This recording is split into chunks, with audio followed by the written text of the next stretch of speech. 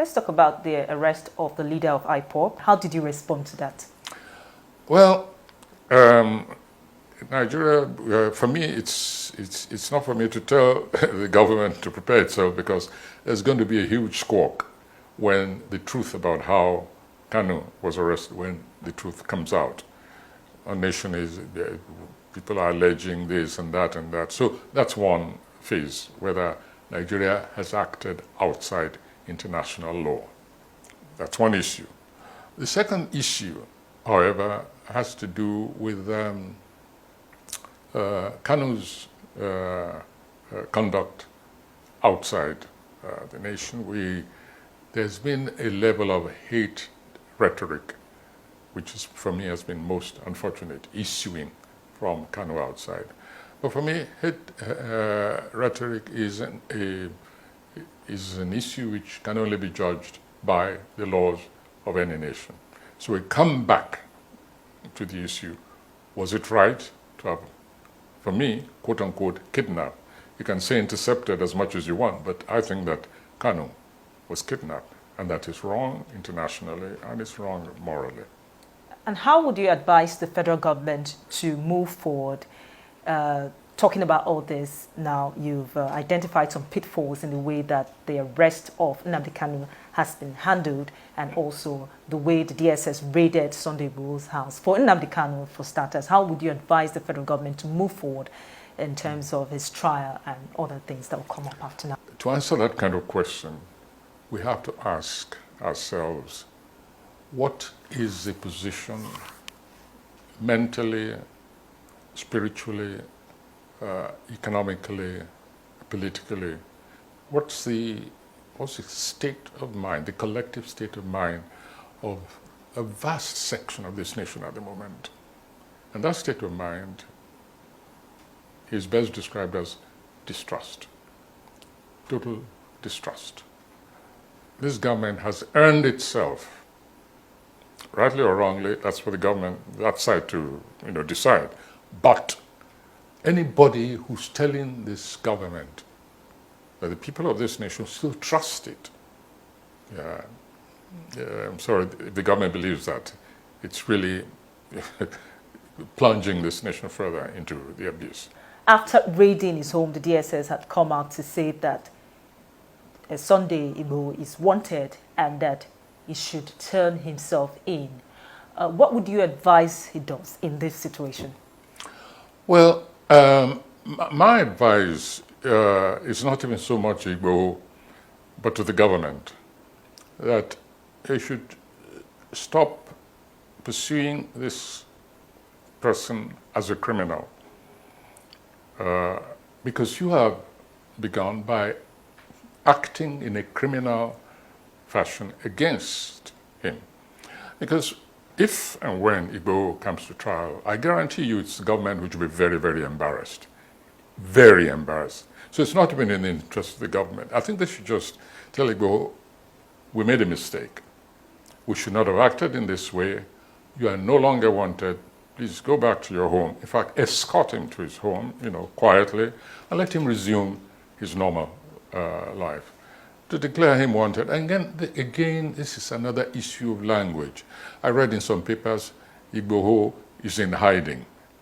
Well, but more accurately, he's probably just gone underground, to protect himself and perhaps to be able to continue his declared struggle. I'm not talking now about the secessionist aspect of his struggle. No, I'm talking about what IGBOHO came out to do, and which I believe is still his mission in this nation, to protect, defend his own people, and to let the aggressors know that they are not lords of this nation or any section of it, apart from what they are constitutionally entitled to. So I think the government, it's in no one's interest. If you bring IGBOHO to trial, you're just going to get mud in your face, clearly. As far as I'm concerned, it's up to IGBOHO to decide. He knows what the circumstances were. He knows what happened before his people were killed. And he's the only one who can judge, who can decide for himself. I cannot advise him. Some critics have said that the federal government was fast to arrest Nnamdi Kanu. But when we look at other issues like the bandits still ravaging the northwest and some part of the northeast, the kidnapping still ongoing, and also the issue with the Boko Haram, and you begin to ask that how are they so fast and so quick to arrest? The situation with IPOB and Nnamdi Kanu and the others are still being left to go unchecked. Yes. The government cannot wash itself clean of what seems to me a kind of comparative energy in pursuing the destabilizing quote-unquote forces in this nation. If I may take ourselves back, maybe you remember once when I threw a challenge to Buhari, and I said, what I expect from a commander-in-chief, from a true leader, and this is, early, in the sort of the malevolent activities of these groups. I say, what I expect, now that we've identified those who are killing farmers and taking their farms, occupying their villages, is to issue an order, give a deadline, an ultimatum, say that any illegal occupant of any villages, farms, and so on, is given 48 hours to quit. After which, the mightiest forces of this nation will be unleashed against them. No, it was ignored. It's because I said so. Many other people have said so in different forms. But I'm coalescing, challenges which have been thrown to this government, say, just show leadership where it is essential. And so when years later, a head of state comes out and says, we will respond to these people in the language they understand. Now that is what I had expected him to say years ago, at the very beginning of the insurgency of the cattle people, especially as it was clear they were organized. And their leadership, the Maeti Allah, their leadership should have been arrested ages ago, long before IPOD was declared a terrorist organization. I have allied myself with those like Autumn and others who said that Mighty Allah should have been declared long before then a terrorist organization. And the evidence was there. A state governor passed a law for the protection of his own people and their productive means, their livelihood, their very dignity. And a group got up and said, if you don't rescind that law, we'll show you. You haven't seen anything yet. This is not an anonymous statement on internet. It was not fake news. The leadership of Mighty Allah actually threatened that government and have proceeded to put their money where their mouth is.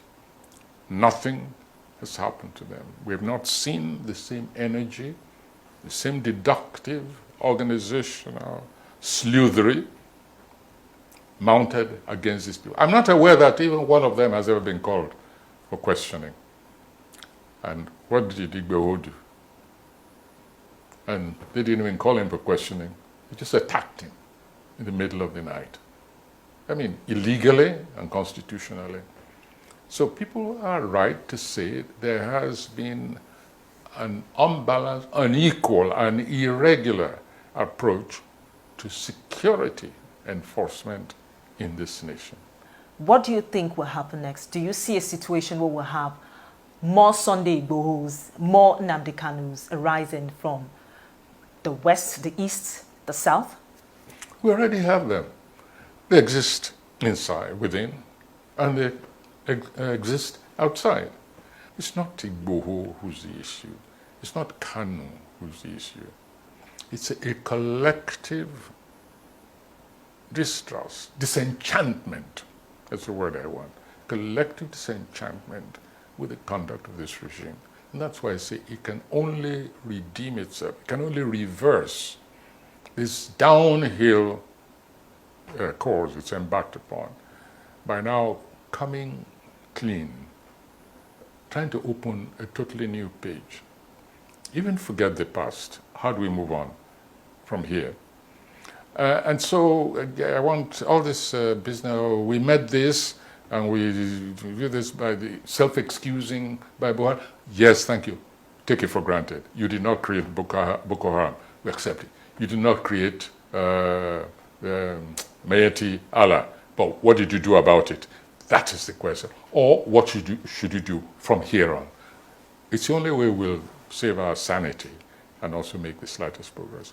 Otherwise, as I said before, all this language, all this discussion will be purely academic when, as the saying goes, hits the fan.